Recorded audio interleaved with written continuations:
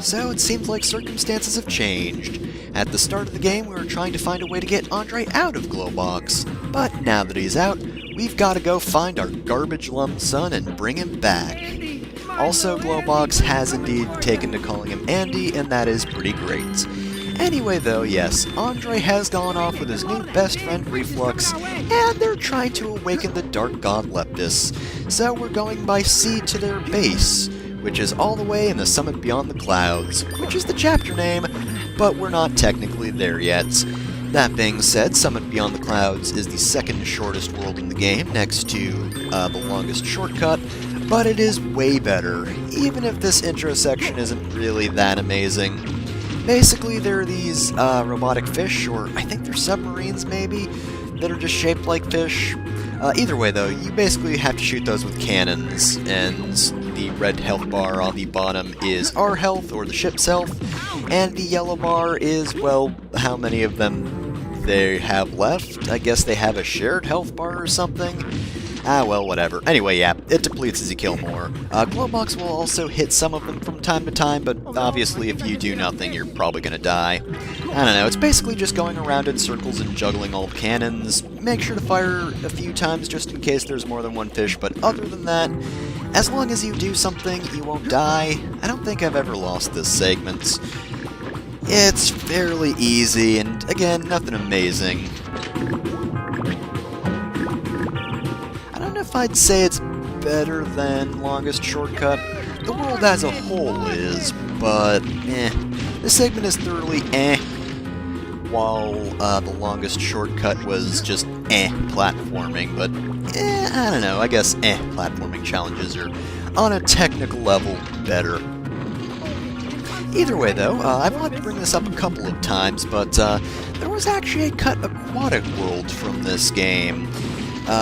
Basically, they just didn't have time to finish it, and it wound up on the cutting room floor because apparently it lacked rhythm, which is kind of a vague term, but I don't know, I feel like I get what they mean, I get what they're saying. It probably didn't really fit in as much into, like, the way the levels were set, or the levels themselves just didn't feel right. I feel like I talked about the whole rhythm thing before, because I do remember talking about it, I think in the Desert of Kanaran, but either way, I still like that term. Again, bit vague, but it's probably describing perhaps the water physics of the game, which aren't really amazing.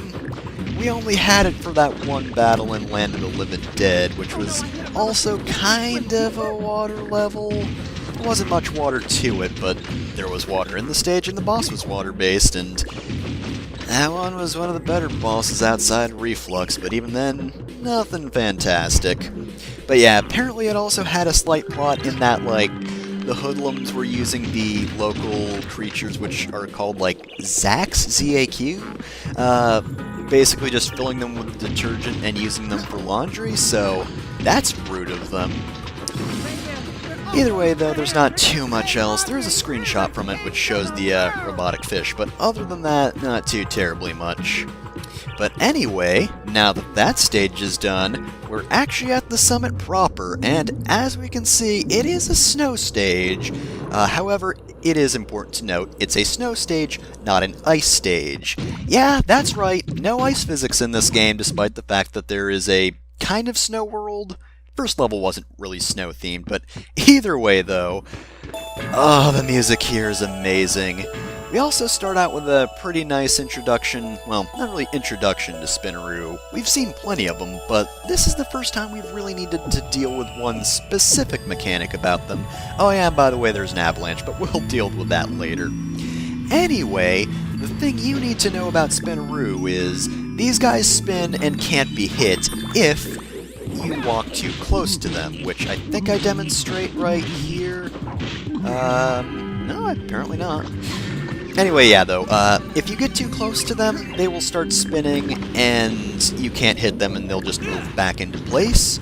So basically, you need to keep a certain distance from them in order for them to not do that. And I love that little section because this is the first time we really needed to know that information, and they sort of do like that Nintendo-esque like introducing you to a certain mechanic in a safe spot, because you can't be hit by anything in that section, and you also can't take any other path before then, so it's not like you're gonna think, oh, I just went the wrong way, and now I have to go do something else. No. It's one path, you have to figure that out yourself, but you can't be hit unless you walk into Spinaroo. And here we actually utilize that information, because it's really damn dangerous around here, what with all the snowballs. So yeah, good to know that for that dude. Again, it's a little weird that they're introducing that so late, but I can kinda see why they'd do that. It is the first time we've really needed that information, so I guess it's better that they introduce it at a spot where it'll be more fresh on the player's mind. I like that, it's cool. Anyway though, I believe the avalanche will actually stop after this. It is very unpredictable and it moves pretty fast. Not the worst obstacle, especially since you can punch it, but yeah, you do need to be wary. I did kind of... wary, not weary. You do need to be careful, those dudes, because I did have a few runs ruined by just getting bonked by a snowball, and I didn't appreciate that. What else is there to appreciate about Summit Beyond the Clouds? Well, we've got some better enemy encounters, but I think I want to save that for a moment, because this isn't one of them. I don't know, I don't like this little, like, designated arena, mainly because of the railing. It really blocks you from moving around, and trust me, you're really gonna need to move around, and god, that was awful. I fucked that one up big time, but I kept the stake because then that happened. Last second destroyed those guys. Okay, so it's lava matrices again. Now, these guys are actually going to introduce a new attack right off the bat, right? Yeah, so one's going to activate their flamethrower, and the other is going to shoot little bubbles and then lift you into the flamethrower. It's a fairly easy dodge, or it's a fairly easy attack to dodge, rather, and this one is still far more difficult. Like I said last time, left to right strafing really isn't the best idea. Honestly, even though it gets you out of range, you probably should go backwards. Honestly, in general, just deciding to unengage the enemy is probably a good idea at this point. We're getting to that point in the game in which sometimes you just need to know when to back off, which, as you might have noticed, I'm not exactly the best at. I mean, it's still a fairly aggressive way to fight otherwise. You just have to take a few moments to maybe not shoot some people so you don't get shot. Either way, though, now that we have the power of Leptis, we do have a bit of help with that sort of thing. And by that sort of thing, I mean getting hit a lot. Because every enemy you defeat will give you more health, provided you sometimes even take a little bit of a risk, because when you're in the middle of a fight, some guys can get some shots off you if you decided to wander over to that black lum. Either way, though, yeah, I'm still god-awful at fighting lava matrices. Lava matrices? Nah, whatever they're called. Either way, though, yeah, I didn't like that particular arena, but Summit Beyond the Clouds is where we really get into some of the heavier combat, which I guess that's kind of what the game's been leading up to. Again, I have talked so much about the dynamic of this game and its sort of back and forth between, like, combat-heavy areas and more platforming-heavy areas. Summit Beyond the Clouds might be short, but it combines the two really well. I think we actually see every single power-up in this stage, if not most of them. But yeah, we're seeing a lot of them, and they don't exactly have, like, long, dedicated sections anymore. They're usually used in, like, quick succession and whatnot. And it's actually pretty cool. They also have a little bit of use in battle if you happen to keep them long enough, like the one I keep... or Lockjaw. I keep forgetting the name of my favorite one. Of course, if you keep this heavy metal fist and you're able to make it to the next fight, you'll be in pretty good shape. That can just transform from red to orange. But anyway, yeah. Combat's good as well because... Excuse me. Because sometimes you just get punked out of nowhere due to a cutscene. Well, missile, technically. Anyway, yeah, they really start mixing it up with, like, the layout of areas. There's a tricky one coming up that I kinda like, but At the same time, I don't know if I'm quite good enough at the game where I can say if it's a good one or a bad one. Like, I can tell you what Mega Man bosses are good and bad, because I generally try to do no-hits, buster-only runs of those. First time around, I would absolutely fucking not do that against the refights. I'm using weapons against those, but anyway, yeah, when you try to do something without getting hit, you kinda get a feel for how good it is. Like, for example, Mega Man X, a good boss would be, there aren't that many of them. Chill Penguin's actually pretty good. Bad boss, however, would be Launch Octopus, or fucking Sting Chameleon, whose attacks come out of basically nowhere, there's so many times when you can't hit him, etc., etc. Anyway, enough of Mega Man X, though. Yeah, I don't quite think I'm good enough at the game to say, like, definitively, this is a good section or this is a bad section, but I can say I like it. And again, I'd like to mention that the music is good. Other than that weird, like, clicking sound, there's, like, that weird click... I don't know how to do this without making, like, weird mouth sounds. I'm gonna stop trying to describe that. You can probably hear it yourself, I'm sure. If not, I'll give you a moment.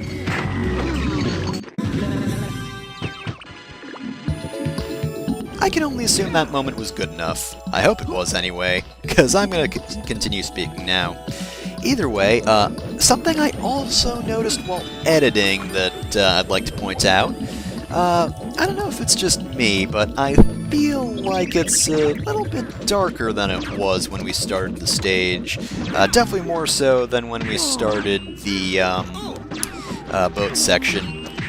Either way, though, I do love snow sections in general because I love winter other than the whole SAD thing, and snow rules, and I love it, so snow levels are always great, especially when you don't have to deal with ice physics. And this one is just gorgeous. Again, especially for a PS2 game. It just looks really good, and the fact that they have it at sunset just makes it look even better. Because the sky's real pretty. Again, even though this is an older game and it's like a super simple lighting engine or whatever they happen to use for this sort of thing. I don't know the technical terms for lighting who's-a-what's-its. Either way, though, this isn't quite the combat encounter I was talking about earlier, but we're getting pretty close to it. First, though, I gotta break some piggy banks and some snowmen. Also, I'm pretty sure most of these snowmen are different, right? Like, the first set we ran across, one was pointing a gun at the other and it had its hands up, and they all seem to have been different since then. That's some really good attention to detail, and also kinda cute, if a little morbid, considering how the, hoodlums build snowmen, but Attack of the Killer Snow Goons is one of my favorite Calvin and Hobbes stories, and snowmen jokes are pretty good in general, so, screw it up, snowmen, whatever.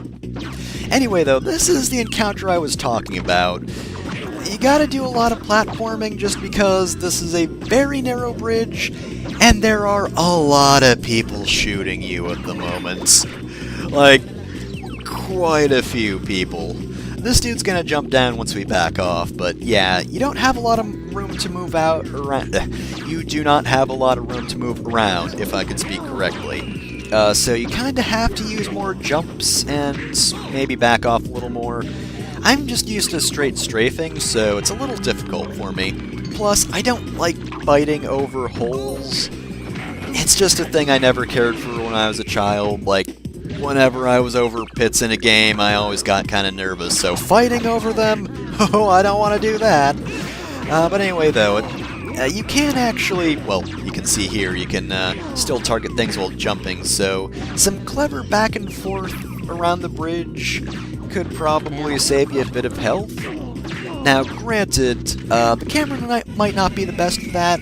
The mechanics themselves certainly are. Like, I feel like you have good enough movement to get around that sort of thing. But again, I'm not entirely sure how good the camera would be in that case, because the camera in this game, not always the best. We had like an instance or two of that in this very video. Anyway, though, unfortunately we're almost done with the stage, but yeah, it's nighttime now. That happened while we were going through that cave, I think. at the very least that's when I noticed it. But yeah, it's just so much darker than it was when we stepped into this particular area, and now that we've come back, they've changed it so it's darker now. I love that sort of attention to detail. It's really good. Because, yeah, it is getting darker as we're progressing through the stage, and the next stage is going to be at night. It's just a really good effect, and I love it. Also, I don't know why I always thought the Desert of Kanaran was, like, the last good stage in Rayman 3. Because, I mean, it's good and memorable, but, like, after playing this again, I fucking love this stage. Why didn't I like this one when I was a kid? It's fun. And, like, the next world is really good as well. So, like, obviously I was still right about longest shortcut. No matter what, that world still sucks. It's okay platforming with not an interesting environment and none of the usual charm that this game has. So it's very mundane and quite interesting. And then we get to this stage, and it's a lot of platforming, it's a lot of fighting, it all feels fun, and not only that, to top it off, you just have a really beautiful stage in general. Again, I might be biased a little bit just because I really loved snow areas, but goddamn, it's a good looking area, and a good feeling area. It's just really good.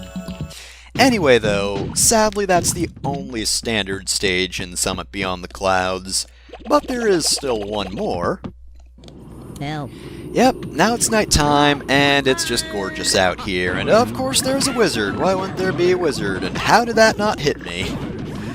I mean, it didn't, because if it did, I would restart, because I'm not getting hit by a slapdash. That ain't happening. But we'll take care of him, and just go... break up. Okay, now that's just petty. Oh well, you don't have to kill the wizard to open the cage just because you can easily hit it when he's stunned from your last shot. Anyway though, not too many gems here, so let's just grab these and, why am I suddenly thinking of that one house in Yoshi's Island? Oh, because it's a snowboarding section. So, on his way here, Globox got frozen in some ice, and now we have to complete this snowboarding section before him, otherwise we have to restart, which I can only assume means you have a second chance at getting gems, but I'm not going to worry about that for this run. Also, bye, fucker! Oh, and oh hey, look, the Insomniac Moon. How nice.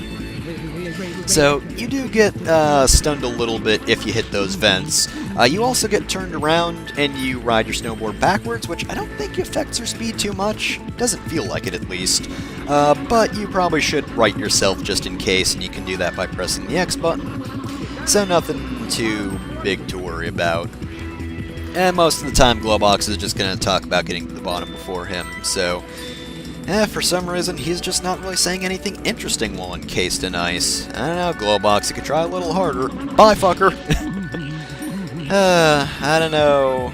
Maybe you might think those are obstacles, so it probably could, Oh, by the way, this song's great.